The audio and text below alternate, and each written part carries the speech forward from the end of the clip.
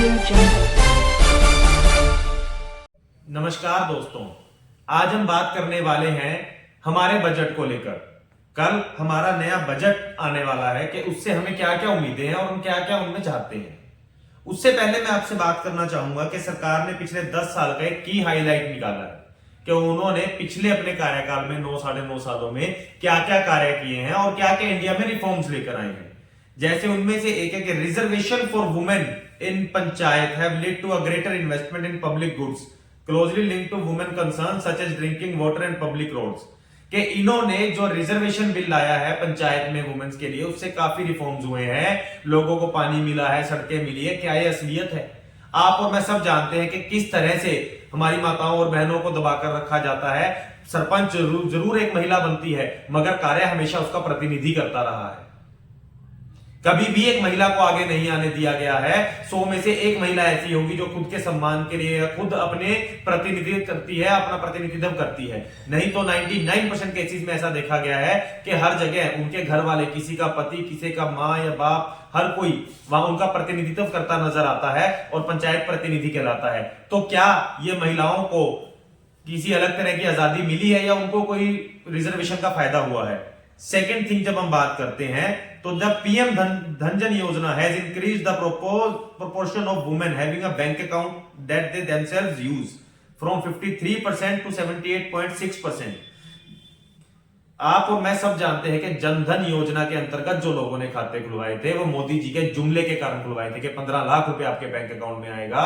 और मैं कहना चाहूंगा इस सरकार से कि पहले असलियत जानिए और हर बैंक में जाकर देखिए कि पीएम धन योजना के तहत खुले हुए कितने खाते इनएक्टिव हैं और कितने खातों में पिछले 9 साल में एक भी ट्रांजैक्शन नहीं हुई है, एक भी रुपया उनमें नया पैसा नहीं आया है। लोगों ने सिर्फ आपके बहकावे में आकर वो अकाउंट खुलवाए थे, ना कि आपकी बैंकिंग फैसिलिटीज को लेकर। उसके बाद यह सरकार कहती है कि female labour force participation rate has been increased, female participation has been encouraging in the wave of human capital formation, female gross enrolment ratio in senior secondary education more than double from 24.5% to 58.2%। काहे की education सरकार? आप आए दिन स्कूलों को मर्ज कर रहे हैं, आपके पास पर्याप्त मात्रा में टीचर्स नहीं है। आज तक आपके सरकार के रहते हुए एक नई इंप्लॉयमेंट नहीं निकली है, एक नया रोजगार नहीं निकला है। बिना पर्ची या बिना खर्चे के किसी को रोजगार नहीं मिलता है। दुनिया त्राहिमाम कर चुकी है, जनता इससे त्रस्त हो चुकी है। आज अगर हम दिल्ली की बात करते हैं तो दिल्ली में जो पर व्यक्ति आय है, प्रति मासिक जो आय है व्यक्ति की, वो 18,000 रुपए है। और ये किसी भी राज्य को शर्म से डुबोने के लिए काफी है, क्योंकि हर राज्य में व्यक्ति की जो औसतन आय है वो 5 या 6,000 रुपए प्रति महीना है। जबकि दिल्ली में अगर आपको कहीं रोजगार करना है तो आपकी बेसिक मिनिमम आपकी जो इनकम है वो 18,000 रुपए आपको मिलती है, जिससे एक व्यक्ति अपना घर अच्छे से चला सकता है, अपना रोजगार अच्छे से चला सकता है। आज महंगाई दर पूरे इंडिया की एक तरफ है और दिल्ली की एक तरफ है। दिल्ली में महंगाई दर सबसे कम है, जबकि पूरे भारत में महंगाई का इंडेक्स आसमान को छू रहा है। अगर हम प्रेस की आजादी की बात करते हैं तो जो हमारी प्रेस का रेशियो आज से 10 साल पहले जो उनका रैंक था, आज 180 देशों में से 161 रैंक पे हमारी प्रेस आती है, क्योंकि आज तक प्रेस को आजादी नहीं है। हमारे माननीय प्रधानमंत्री जी ने आज तक एक भी प्रेस कॉन्फ्रेंस नहीं की है, ना ही मीडिया को कभी संबोधित किया है, ना ही उन्होंने कभी फॉरेन ट्रिप से आकर मीडिया को संबोधित करके यह बताया है कि आखिर उन्होंने उस ट्रिप पर क्या किया, क्या क्या योजनाएं लागू हुई है इंडिया देश के लिए, क्या क्या वो योजनाएं लेकर आए हैं।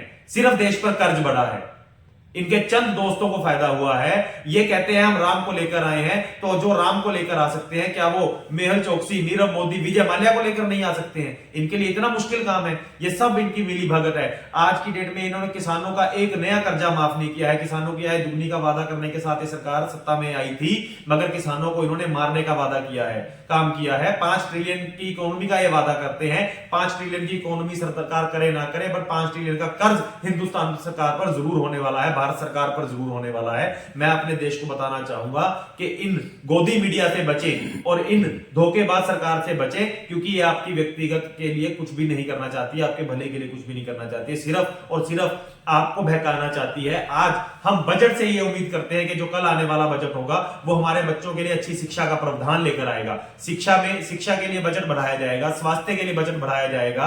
हर अस्पताल में दवाइयां उपलब्ध होनी चाहिए, हर अस्पताल में हर सुविधाएं उपलब्ध होनी चाहिए, मशीनरी होनी चाहिए, डॉक्टर्स होने चाहिए। बच्चों को अच्छी शिक्षा मिलनी चाहिए, हर घर में रोजगार मिलना चाहिए। ये सिर्फ इन्होंने शौचालय बनवाने पर जोर दे रखा है कि हर घर शौचालय, हर घर शौचालय, शौचालय के साथ साथ रोजगार भी दो, हर घर रोजगार की भी इनको मुहिम चलानी चाहिए। कहां है वो 2 करोड़ नौकरियां जो सरकार लेकर वादा लेकर सरकार सत्ता में आई थी? आज हमें रोजगार चाहिए, एम्प्लॉयमेंट चाहिए, हर घर में बिजली चाहिए, 24 घंटे बिजली चाहिए। और ये हमारा कोई सरकार से हम कोई मांग नहीं कर रहे हैं कि हमारी मांग है सरकार पूरी करनी चाहिए, हमारा अधिकार है। अच्छी शिक्षा, अच्छा स्वास्थ्य, अच्छा रोजगार, हर घर में शिक्षा। सिर्फ सरकार 15 लाख के वादे के साथ आई थी और हर घर में 5 किलो अनाज और 1 किलो चना देकर लोगों को बहला फुसलाकर काम कर रही है। महंगाई का इन्होंने बोझ उठाया कि सिलेंडर 400 रुपए है, छाती पीट रहे थे ये लोग, सिलेंडरों पर चढ़कर नाच रहे थे। आज सिलेंडर 1100 का हो गया है। तो कहां है ये सत्ताधारी लोग? ये कहते थे कि रुपया गिर रहा है, रुपया गिर रहा है, हमारी सरकार आने तो हम रुपए का स्तर बढ़ाएंगे। आज रुपया अंतरराष्ट्रीय कारणों से गिरने का कारण बताकर रुपए की वैल्यू सबसे ज्यादा कम कर दी गई है, जिसके लिए कोई रिफॉर्म्स नहीं लाए गए हैं। आज इंडिया पर कर्ज इस कदर बढ़ चुका है, आईएमएफ की रिपोर्ट है कि इंडिया पर कर्ज इतना ज्यादा हो चुका है कि जिसकी कोई सीमा नहीं है। तो आखिर मोदी जी ये पैसा लगाया कहां है? लोगों का पैसा, टैक्स पेयर्स का पैसा आप कहां खराब कर रहे हैं? या कौन सी ऐसी सुविधाएं हैं? आप कहते हैं हर 2 दिन में एक यूनिवर्सिटी बन रही है, हर दिन एक नया कॉलेज बन रहा है, आईआईटी बन रही है। कहां है वो आईआईटी, एक कॉलेज? कहां वो रोजगार है?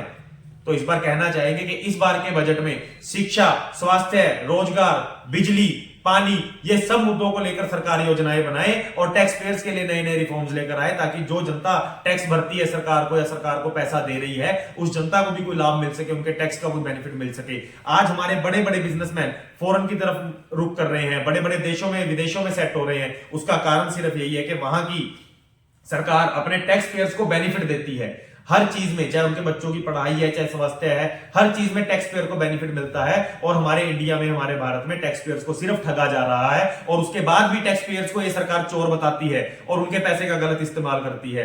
तो जागो, इस बार ये सरकार, ये टैक्स पेयर तुम्हारे बहकावे में नहीं आएगा और तुम्हारी ईंट से ईंट बजा देगा, मेरा ये वादा है। धन्यवाद। जय हिंद, जय हरियाणा।